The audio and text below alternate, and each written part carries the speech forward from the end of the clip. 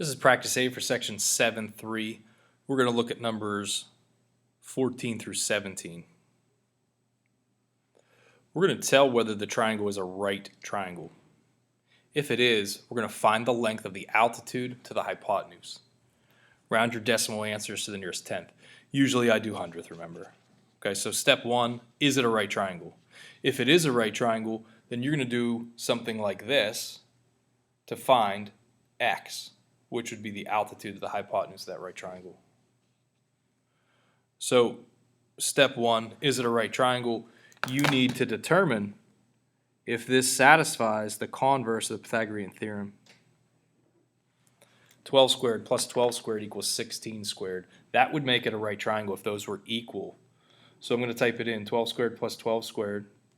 That gives me 288. 16 squared is not 288. So what this means is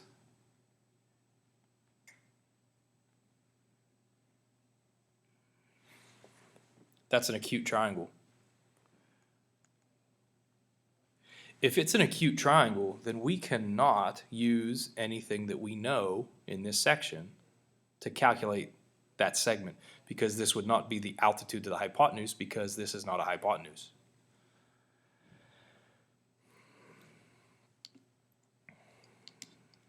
Number 15, is it a right triangle?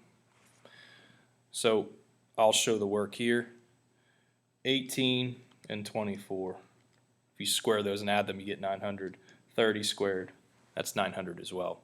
This is a right triangle. Now, since it's a right triangle, this is the hypotenuse. So that is your right angle.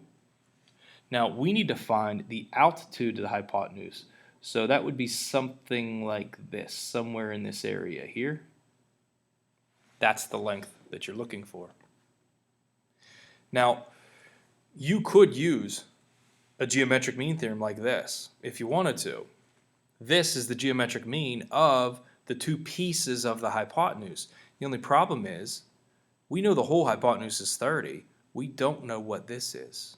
That's an issue. So we can't use that. This geometric mean theorem isn't going to allow you to find that. So we're kind of in a position where we need to go back and use this skill where you separate the three right triangles. So that's what I did. I separated those three right triangles, and then we can compare this triangle to either one of these two. We want to find x. So I used this triangle and this triangle, I believe. I compared x with, what did I do? No, I used these two triangles. Excuse me. So I use these two triangles. I'm going to compare x with 18 because those are both the short legs, x to 18. And that's going to be the same thing as the hypotenuse to the hypotenuse. Cross multiply here. 18 times 24 divided by 30 gives you 14.4.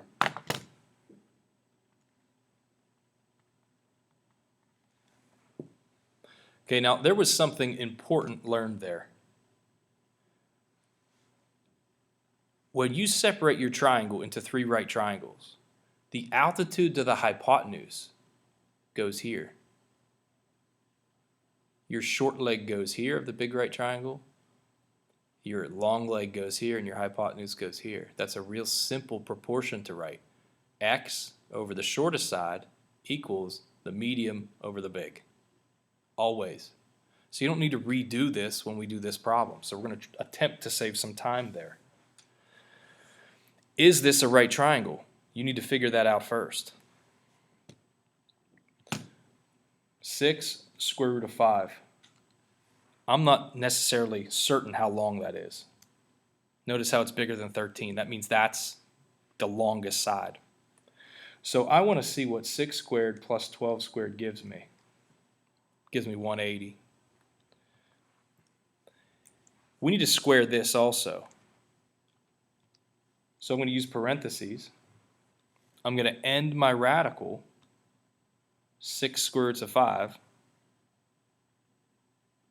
squared. Gives me 180 as well. That means this is a right triangle, so this is your right angle. That's the altitude to the hypotenuse since it's a right triangle. Now I want to find this x. I don't need to do this same thing over again because I recognize something from this problem. Remember, altitude of the hypotenuse over the little number equals the medium number over the big number. So use that to your advantage. Altitude of the hypotenuse is unknown. Your short leg or smallest number is 6, then 12, then 6 square roots of 5. Cross multiply here. So we get 6 square roots of 5 times x equals 6 times 12, which is 72. We want to get x by itself. Now, they said round to the nearest tenth. Okay, they didn't say simplest radical form. So that's kind of important on how I solve this. Because typically, I can't leave it like this. This is not simplest radical form. But they said nearest tenth, so you're rounding. 72 divided by 6 square root of 5. Careful there. I don't know what's happening.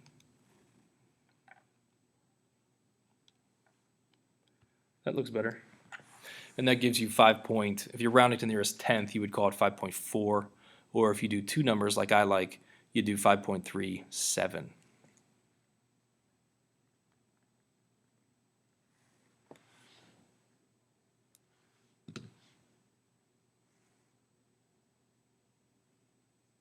So those are tougher, more complicated problems, but if you recognize a pattern, like you should, the proportion's pretty easy to set up. Here's number 17. You are designing a doorstop that you want to be 2 inches tall. So here's your doorstop, it's 2 inches tall. Other information is given in the diagram. How long is the base length B? So we know this little piece is an inch. We can use the geometric mean theorem. But before you do that, what you need to recognize is to use the geometric mean theorem, that's your geometric mean. It's geometric mean of the pieces of the hypotenuse. So that blue piece is 1, and the green piece, be careful, it's not B. It's less than B. And a lot of people struggle with this concept. But let's just pretend that was 8. If that was 8 and this is 1, wouldn't this green thing be 7? Well, how'd you get 7? 8 minus 1. Right? Well, this isn't 8, it's B. So you can call that B minus 1. If the whole thing's B and that's 1, this is B minus 1. So the red thing is your geometric mean. Put your 2's there. It's the geometric mean of the blue thing and the green thing. Cross multiply. B minus 1 equals 4. That's pretty easy to solve. So B is 5.